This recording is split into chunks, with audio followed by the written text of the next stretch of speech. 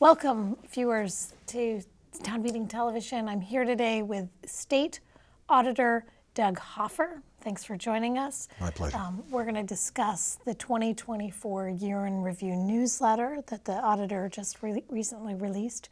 But let's just get in a little bit to a discussion of what the purpose of this auditor's office is. Doug, welcome. That's a great question. Thank you very much. Nice to be here. I always love coming here. The auditor's office is a constitutional office. I'm not sure which camera. Am I over here? Yeah, you're here. It's a constitutional office. It goes way back. The duties are described in statute, though, not in the Constitution for the most part. But, you know, historically, states always had auditors who looked at the finances, and they had audits of the financial statements. And then later, as the federal government became a much bigger player, you know, when they give you billions of dollars, they want to be assured that you're playing by the rules. So there's a second major audit that all states have to do every year, referred to as the single audit, and it's a compliance audit to make sure you're complying with federal rules. Those are very important. The former one, the financial audit, you know, Wall Street insists on that, and you want that to be clean. It's very important, but it's boring. No disrespect to the audit folks who do the work, but not for me. And the single audit, also a little boring. So back in the 90s, I actually did some work for then State Auditor Ed Flanagan. And GASB, as it was called, the Government Auditing Standards Board, started talking about the importance of a different approach or an additional approach to state auditing. It's not enough to know where the money is or whether you're compliant. The real question for both policymakers and citizens is the money achieving the goals intended by the legislature? And that wasn't really the job of state auditors before that time. And a bunch of people, not a bunch, but some people over time began to say, yeah, that makes perfect sense. How do we do that? And what it means is that you have to have objective criteria to measure your performance against. So you can't audit anything, but you can audit most of what state government does. And we were doing a little bit of that in Ed Flanagan's office, and then I went away, and years later, to his credit, Randy Brock, who now state senator, former one-term auditor, and then his successor, Tom Salmon, took an interest in performance auditing. And by the time I took office in 2013, the entire office was devoted to performance auditing. Performance auditing. So what's inside the scope and what's outside the scope of the auditor's office for performance auditing? Another good question. Well, for all auditing, not just performance. As I said, the scope of the authority and responsibilities for my office are laid out in statute, although they're alluded to in the Constitution as well. And it's basically any state entity can and periodically should be audited. We can't cover everything in the short term because it's a big state government. There's a question that was put to the Supreme Court about vendors, contractors. And of course, this is the 21st century. No state does business alone. They hire outside vendors to do all kinds of things, services, mostly professional services, and they're huge. In Vermont, it's billions of dollars. The court said we didn't have the authority to audit those people. Think about that. So anyway, the point is all of state government is subject to the audit authority of my office. And we cover a lot of ground, but we can't do everything. We have a limited staff. Does that put the hospital outside your audit then as a vendor or a contractor? I like the way you're thinking already. The hospital receives enormous sums of taxpayer money. Yeah. Both federal money in Medicare and state money in Medicaid, which is about 50-50 state and federal. The problem is that while there is a contract with DEVA, the Department of Vermont Health Access, with all the hospitals, all the providers, not just hospitals, the court said unless the contract entity, in this case DEVA, requests and obtains those records from the hospital on our behalf for the purpose of an audit, I can't go, not me, but the auditor can't go directly to the hospital and say, we're doing an audit, these are the records we'd like. They could say, go away. It's frightening. I think it's a terrible decision by the Supreme Court. Got it. So given that, I'm just curious what you see as Vermont's biggest weak spots for... You mean for state government? Yeah, I mean, if the purpose of government, if the purpose of,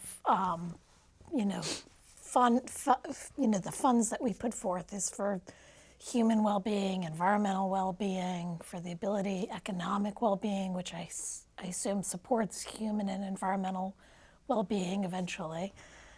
What's kind of the biggest weak spots that you keep in mind? Well, there's weak spots within the community at large and weak spots within state government. The big picture stuff is clearly healthcare and education. Healthcare is 20% of the state's GDP, and it's out of control. It's completely out of control. There are some people beginning to take it more seriously in terms of how do we stop this train. And we have done some work in healthcare, and as long as I'm in office, we will.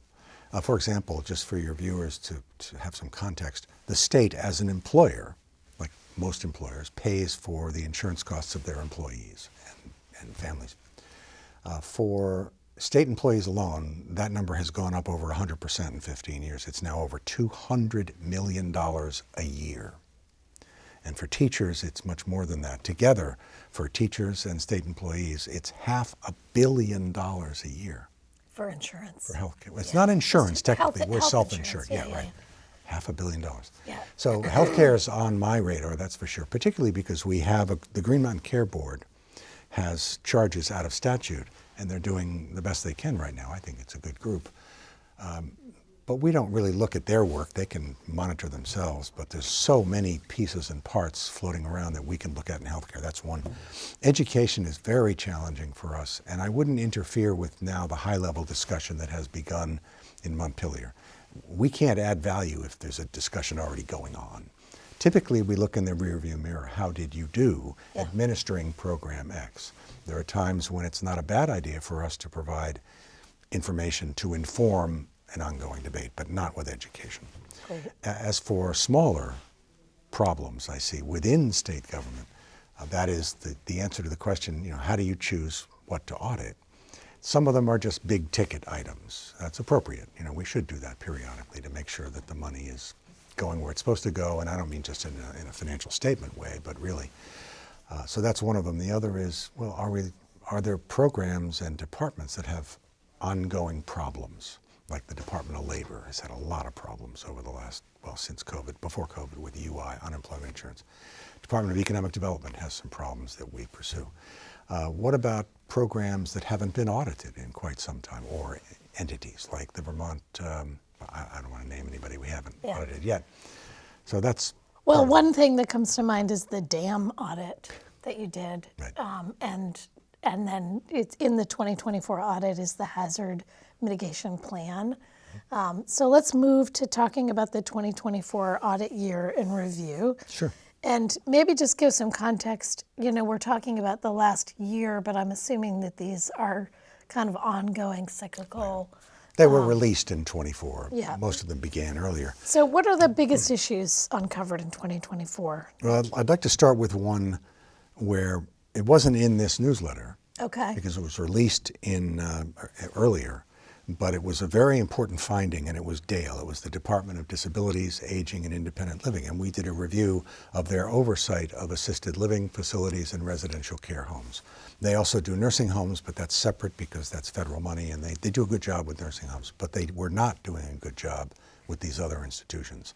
So back to the question of how do we choose audits, the elderly. They're vulnerable people. The state has a powerful obligation to make sure that these institutions that serve them are being watched carefully. So are people contacting you? Are you hearing complaints? Is it just, this is something to pay attention to? This one we did in part because my father was in his mid-90s and went into an assisted living care place outside of the state, and I just got curious. How is the state doing? Yeah. I didn't know what the answer would be. Yep. As it turned out, the answer wasn't great. They were not inspecting as often as they should, and those inspections are not just checking boxes on little stuff. Sometimes it's about the real health concerns for the people in the building. So that was one, and I mention it only because every year after a report is completed, we do what's called a recommendation follow-up to find out if, in fact, whether you've adopted our recommendations, and if not, why. And we document that. And DALE, to their credit, I'm very pleased to report, one of the things we found was that they said, we don't have to inspect those places every year. We do it every other year. And we said, the statute's pretty clear. They said, well, that's not the way we read it. And I thought, oh, did you get an opinion from the AG?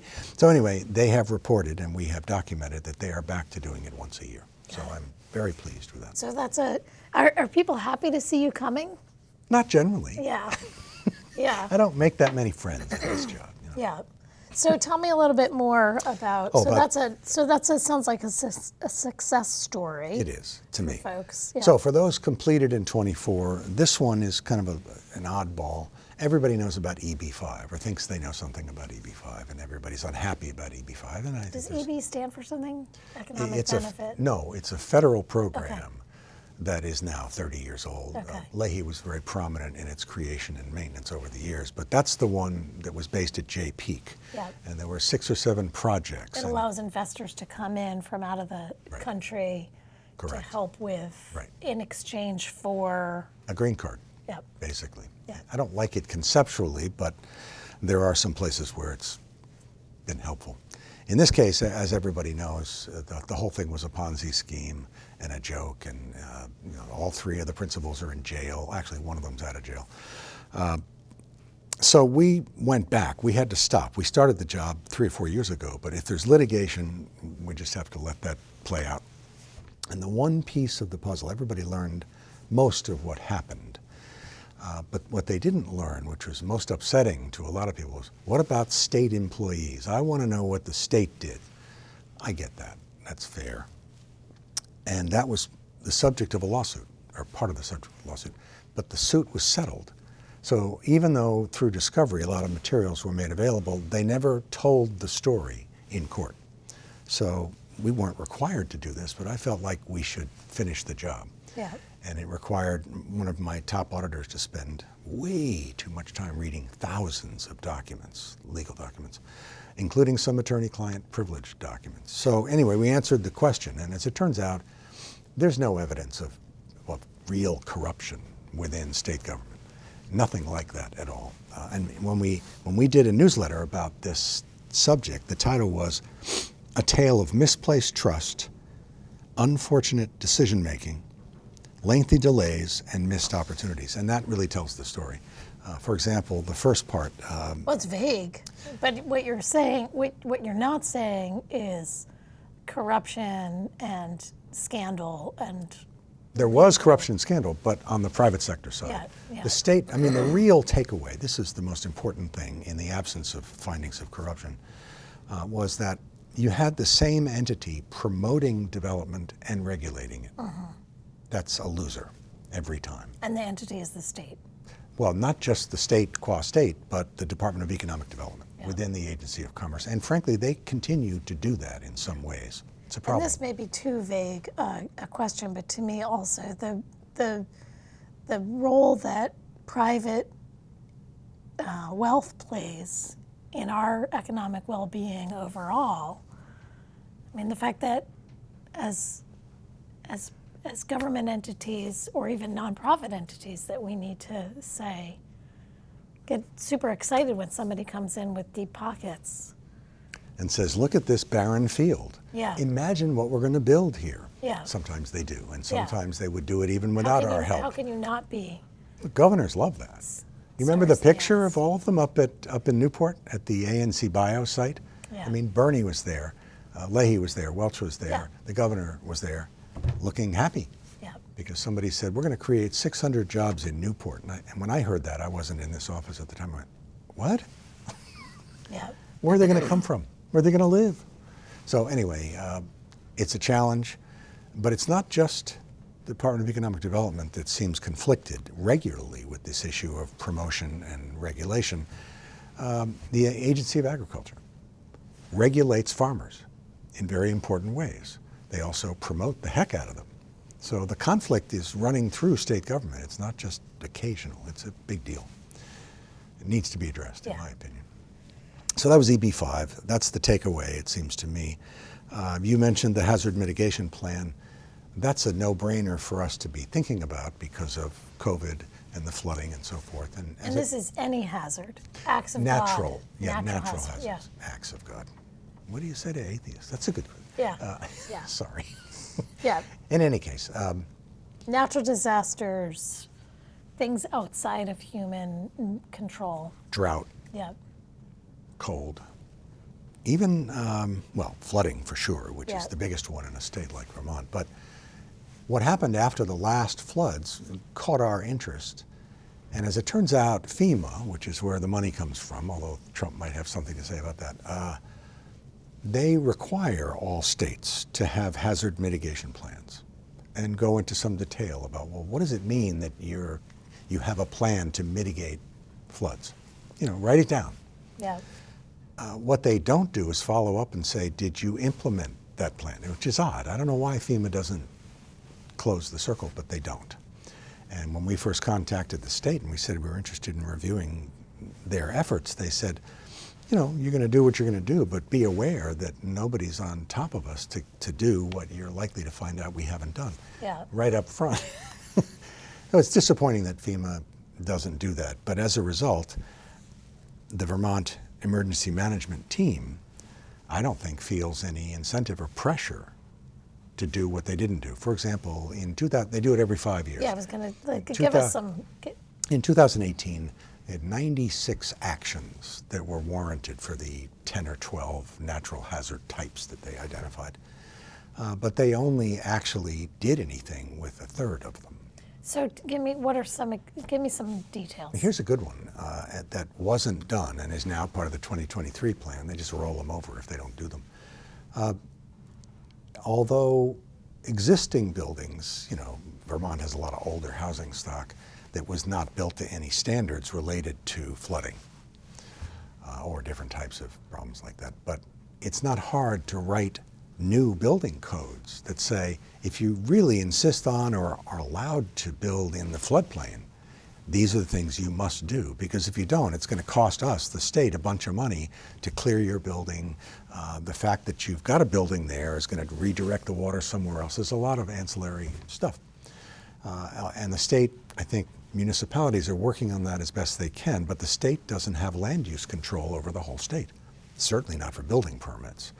But here, the action item was develop model building codes and share them with municipalities. Well, they didn't even do that.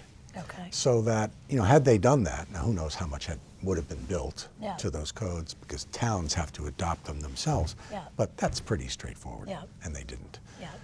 And there are many others. So it's, these aren't bad people. They're perfectly good people. They care about what they're doing. They don't have a lot of resources. But there were some issues about, are you, administration, really devoting enough energy and focus to this? And as it turns out, the VEM, which is just 3 people, the emergency management team, they always rely on a lot of other folks throughout state government, but they have a body above them with very high-level appointees from the governor, secretaries of agencies, commissioners of departments, and they are supposed to review all this work, approve it, and so forth. They weren't meeting as regularly as they should. They didn't approve the stuff they should have. So it was just one of those things where, people have to commit to going back and saying, oh God, Yeah. we need to take this seriously. Are there other programs that you want to talk about in 2024? Other issues we running that out of you time uncovered? already? Well, we're getting close, but I'm, Yes, there is curious one what- more that I will talk about in passing. I mentioned we had, we routinely do work related to the Agency of Commerce and the Department of Economic Development because they have issues. Yeah, and you have a slide referring to the Department of Economic Yeah. Development, right? Yeah. One of the jobs we did last year was a review of 2 programs that were joined at the hip, but one is called the Capital Investment Program, the CIP, and the other is the Community Recovery and Revitalization Program. These were intended to be post-COVID, let's get it together and come back. Well, as it turned out, and they were originally characterized by the governor as expected to be transformational. It's a big word, and if you can't back it up, then it's just PR, which kind of bothers me. I don't like that. In any case, the CIP was intended to provide money to businesses that had outstanding capital investment needs, but arguably didn't have enough They money. want to build things, but they can't afford it. They want to expand their warehouse, expand the manufacturing facility, buy new machinery to expand their capacity. Well, no business can be successful or remain successful unless they plan and do that kind of internal capital investment. Yeah. If you don't, you're, the guys making the widgets down the street are, Yeah. and they're going to be ahead of you. So, but they, DED did not provide any evidence that there was a shortage of this money. what happened is it was kind of, do you know VEGI, the Vermont Employment and Growth Incentive? Got it. It's the state's flagship business incentive program. And that requires job creation. It has to be documented before they get any money, which is as it should be. There's a lot of problems with the program, but that's not one of them. This program doesn't require job creation. I believe it was part of a years-long effort by the agency and the department to move away from the jobs thing, because look at our jobs market. It's kind of, I don't want to say stagnant. Yeah. Because we keep getting more jobs, but we're not growing the way we did in the 90s or there. So they're thinking, well, how can we write checks to businesses if they're not creating as many jobs? Here we go. Let's just cut them checks for something they would have done anyway. So what the legislature did wisely, because of a report we had done a couple of years prior, demonstrating problems with eligibility determinations and award amounts and stuff, they said, we're going to cap awards to what's called the net fiscal impact, that states' two economists are going to evaluate all the applications. And they're going to say, what is the state's benefit from this award? And they were coming in saying, we need $500,000, and the audit and the economists would say, well, it looks like the benefit to the state is $74,000. Yeah. What I'm hearing and what you're saying, because there's a lot of details there, is that it's okay, but that the legislature sees you as a friend. No. No. No. Okay. No, they do not. They do not see you as a resource. Some do, okay. But it's hard for legislators when it's so easy for prominent, and I'm not being disrespectful, prominent business people to get on the phone and call their state reps and senators. They have their numbers. And they say, what's the big deal? Why is Hoffer in our face? Yep. Why aren't you expanding these programs that have been so good to us? That's their job. Yep. They're representing their businesses and themselves. But to simply say this program has been great is self-interested. These kinds of policies should be based on evidence. That's the point. Got it. You had one more here, the nursing tuition reimbursement program. I mean, I think this is where folks say, we don't have enough nurses, we need to have a program. Well, we don't have enough nurses, and as you know, probably Vermont, like a lot of other states, relies on so-called traveling nurses, and they are paid considerably more than experienced RNs. And they're great. I had a stint in the hospital in November, and I had a lot of nurses, and they're great. Yeah. Everybody says that. They love their doctors and their nurses. They just don't like the cost.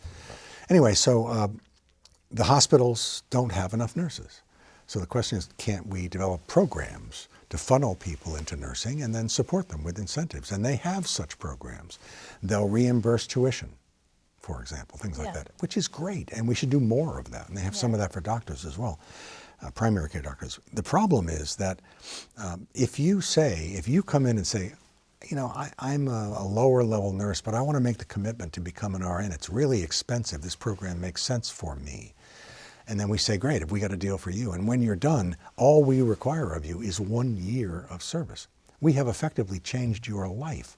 We moved you from a $40,000 job to a $90,000 job, and you're going to give us 1 year? I'm not blaming the nurse. Yeah. They're taking the program that's presented to them. And they weren't coordinated because the hospitals have little programs, the state has some programs. Sometimes people can get it from both sources. There's equity issues, there's a lot. Anyway, we need to do more of this. Everybody agrees we need more nursing. Yeah. Well, it sounds like a fundamental characteristic in all of this is this idea of promotion and regulation coming out of the same agencies or the same institutions. And I'm curious what the auditor's office sees as a way to embed a kind of internal performance review, if that happens to any degree, or does it need to stay? That's a very good question. The state itself has an obligation in statute to measure its own performance. We audited that. Not so good. Is this the results-based accountability budgeting? Yeah. It's not so much budgeting, but it's performance-based. And they report some stuff. It's not consistent throughout state government. Some agencies and departments have staff who are committed to it and care about it and like that work. Others don't. And it has to start from the top. And it's not consistent at all. It's very disappointing to me. I'm a data guy. And I love public policy, and I like nothing more than standing up and saying, government has an important role in our lives, and we have to make sure we use our limited resources as best we can. Yeah. And the way to do that is to make sure we're performing, and the only way to do that is to take the time to self-evaluate. And most people are either too busy, don't care, or their bosses don't tell them to do that. Yeah. So what's next in 2025? And if you can't be specific, but I'm just curious, what's the thing that's catching your attention? Well, as I said, we're going to stick with healthcare for sure. I'm not sure what the next job will be, but there's another one coming out probably next week related to healthcare. We're going to do one that could be fun. I was just curious about the extent to which Vermonters who periodically call somebody in state government complaining, whether it's the Attorney General's office, and they actually have a contract with UVM for this, the CAP, the Community Something Assistance Program, and they complain. A tradesman ripped me off, or a used car dealer ripped me off. That's one. The other is if you're getting some kind of benefit from the state or have applied for a benefit and they disappeared. You called them 3 months ago and they never called back. Yeah. There's a lot of people, there's a lot of services provided and money by state government. So I'm interested in the extent to which the agencies and departments are responsive in a meaningful way. And it won't be easy because I'm not sure the extent to which they gather and report that information. And would you look at that over a course of time? Yeah. Because, to me, immediately I think of how that might have changed in the last 3 to 4 years around COVID or not. Well, arguably, for the most part, the services available haven't changed. Yeah. The workforce hasn't changed, although now many of them work remotely, Yeah. which shouldn't affect their ability to answer the phone. Yeah. So I don't know. It's interesting. Like, I'll tell folks, if you're working to, get on the health exchange, if you get somebody who doesn't understand, call back again. Call back 2 or 3 times until you find somebody who can answer your questions. Or it used to be really easy to get somebody on the phone with the ombudsman's office, and now it's you leave a message and you wait. They're overworked. So, yeah. Well, another one which is not going to be part of this audit because everybody knows the problem is unemployment insurance. Yeah. I had a call from a friend who's a legal aid attorney and saying they get constant calls from people saying, I waited on the phone for 4 hours. Yeah. Somebody said that I would get a hearing on my appeal, but it took 4 months. Yeah. What good is that? Yeah. So that's something that you can do. You can present that information, and then folks do with that what they will.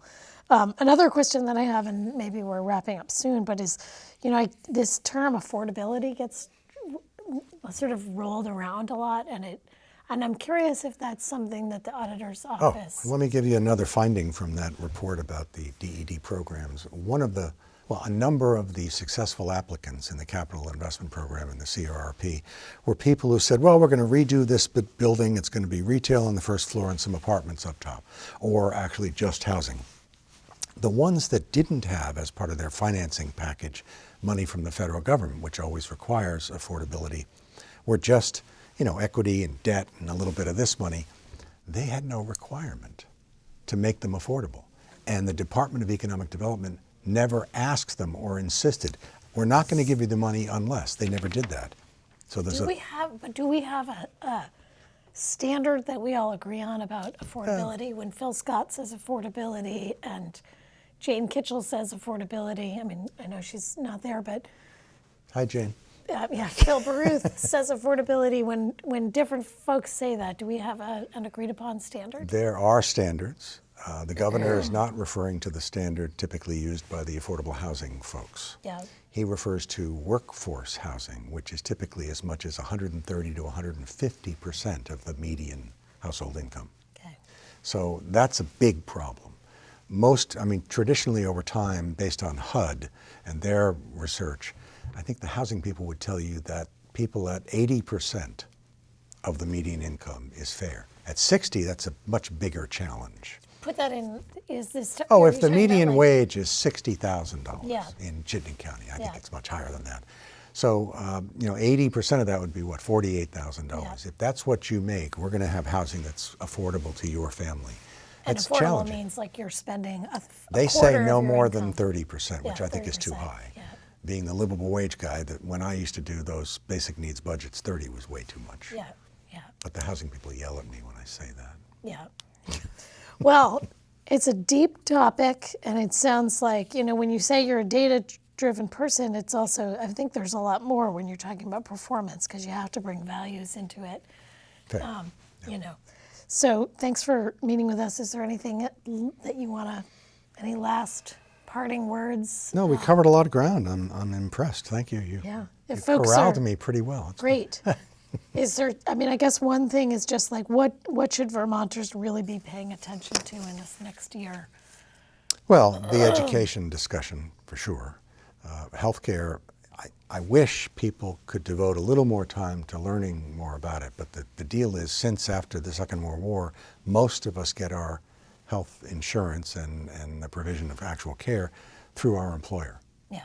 Which isn't a bad thing. I'm not saying we shouldn't do that, but because that's the case, we're not responsible for writing a check every month. Now, some do for drugs and other stuff, but because there's this distance, it's not at the top of your head, it's not at the tip of your tongue, and it needs to be, because it's just an outrageous sum of money. Interestingly, the only people who say we need to spend more money on healthcare are the hospitals. Yeah, yeah. Well, spending money on healthcare and insurance are two separate things, probably. But yeah. Well, the insurers are at the mercy of the hospitals to a large extent. Yeah. Thank you, Doug My Hoffer, pleasure. for joining us Thank you. today. Thank you for watching, for tuning in. If you want to see more programs like this, cctv.org. Take care.